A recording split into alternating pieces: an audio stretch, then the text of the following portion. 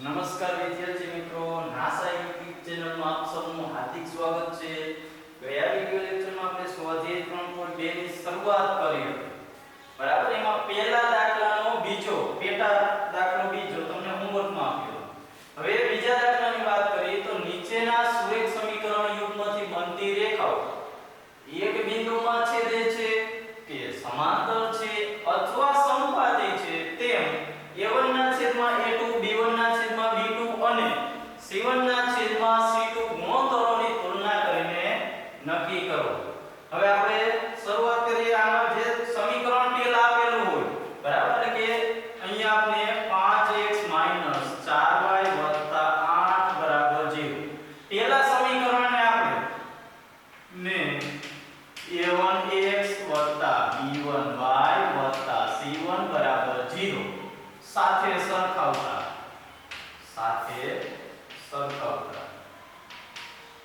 શું થશે? તો જો x નો સહગુણક a1 અહીંયા શું આપ્યો? 5. એટલે a1 બરાબર 5. પછી b1 બરાબર -4 અને c1 બરાબર 8. બરાબર, એટલે a1 b1 c1 મળી ગયા. આપણે ગુણોત્તર જોઈએ a1 ના છેદમાં a2, તો હજી a2 b2 c2 જોશે. એટલે સમીકરણ 2 ઉપરથી આપણે જોવાનું. બીજું સમીકરણ 7x + 6y - 9 0 ને a2x + b2y + c2 0 સાથે સરખાવો.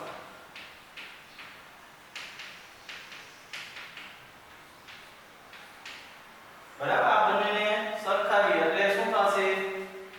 a2 ની કિંમત 7 મળશે, b2 ની કિંમત 6 મળશે અને c2 ની કિંમત -9 મળશે. હવે આપણે ગુણોત્તર લેવાનો.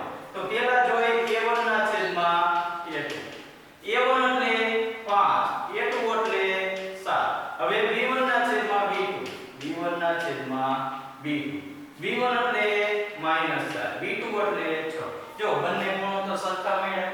ના, બંને સરખા નથી. તો આપણે અગાઉ જોઈ ગયા હતા, બરાબર, જે તમને પીડીએફ માં મોકલી હતી, વ્યવસ્થિત કમ્પ્લીટ તૈયાર હોવી જોઈએ, તમને યાદ આવી જવું જોઈએ કે બંને ગુણોત્તર અલગ અલગ મળ્યા. એટલે કે અહીંયા a1 ના છેદમાં a2 ≠ b1 ના છેદમાં b2.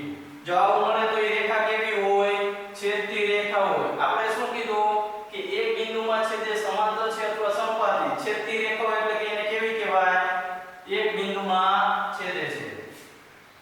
એટલે આપણે જવાબ લખી શકીએ કે આ જે આપણે દ્વિચલ સુરેખ સમીકરણ યુગ્મથી બનતી રેખાઓ રહે, બરાબર, આપેલા સમીકરણોની રેખાઓ એક બિંદુમાં છેદે છે. બરાબર, અહીંયા આપણો જવાબ પૂરો. આવી રીતના બીજા બે દાખલા છે જે તમારે જાતે ગણવાના છે.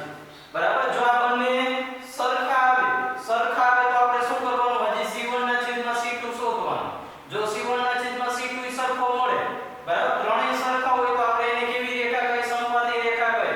અને આ બંને સમાન મળ્યા પરંતુ c1 ના છેદમાં c2 આ બંનેથી અલગ આવે તો એને કેવી રેખા કહેવાય? સમાંતર રેખા કહેવાય. બરાબર, એટલે એવી રીતના આપણે એનો જવાબ છેલ્લે લખવાનો.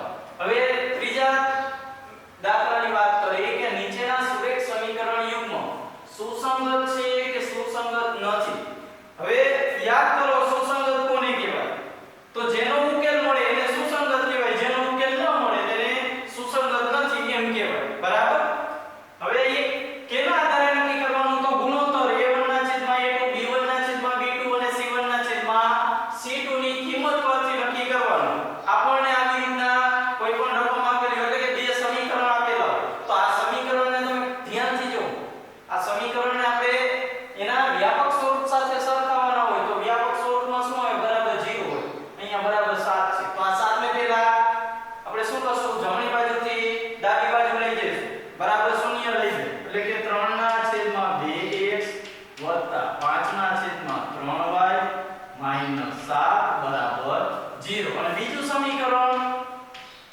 9x - 10y - 14 બરાબર 0.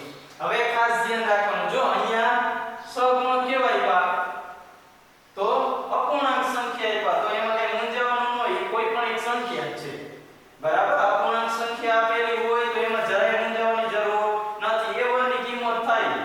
હવે આને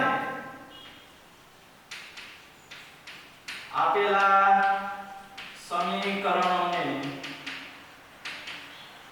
વ્યાપક સ્વરૂપ સાથે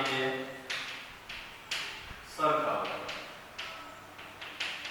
જો આને તમે સમીકરણ નંબર 1 કહી દો અને સમીકરણ નંબર 2 કહી દો તો હવે તમારે આખું વાળું લખવાની જરૂર નથી. સમીકરણ a ઉપરથી આપણને a1 b1 c1 મળશે. a1 કેટલો મળશે તો x નો સહગુણક 3/2. પછી b1 કેટલો મળશે y નો સહગુણક 5/3 અને c1 એટલે અચળ પદ કેટલું માઈનસ. હવે a2 b2 c2 a2 એટલે 9 b2 એટલે સમીકરણ 2 માં y નો ચલ y નો સહગુણક અને c2 એટલે -14 બરાબર.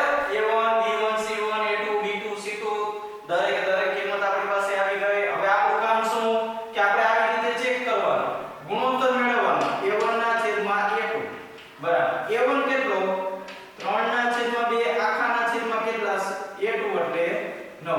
જો અંશનો છેદ ક્યાં જાય છેદમાં જાય એટલે 3/2 ગુણ્યા 9 3 તેરી 9 એટલે શું થશે 1/2 ગુણ્યા 3 એટલે કે 1/6.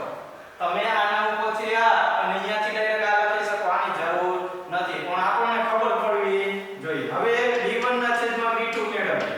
b1 એટલે કેટલા 5/3 અને b2 એટલે કેટલા -10 બરાબર 5/. જો આ અંશનો છેદ ક્યાં જાય છેદમાં જાય 3 ગુણ્યા -10 છે એટલે કૌંસમાં પૂર્યા બરાબર.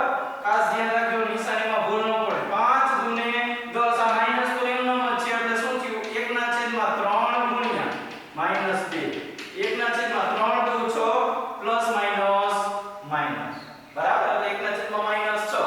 આ બંને આપણને સરખા મળ્યા ના 1 પ્લસ ને 1 માઈનસ એટલે કે આપણે કહી શકીએ અહીં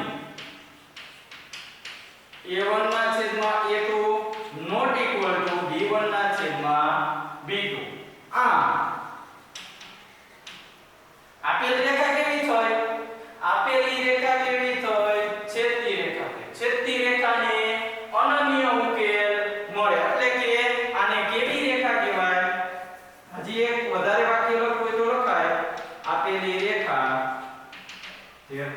તેથી આપેલી રેખાઓ છેદતી રેખાઓ છે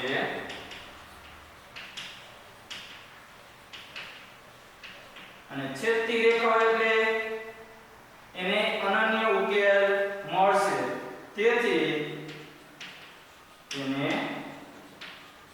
અનન્ય ઉકેલ મળે. હવે આપણો જવાબ લખવાનો. શું કીધું તો કે સુરેખ સમીકરણ યુગ્મ સુસંગત છે કે નહીં. જો ઉકેલ મળે તો એને કેવું કહેવાય સુસંગત કહેવાય. એટલે કહી શકીએ કે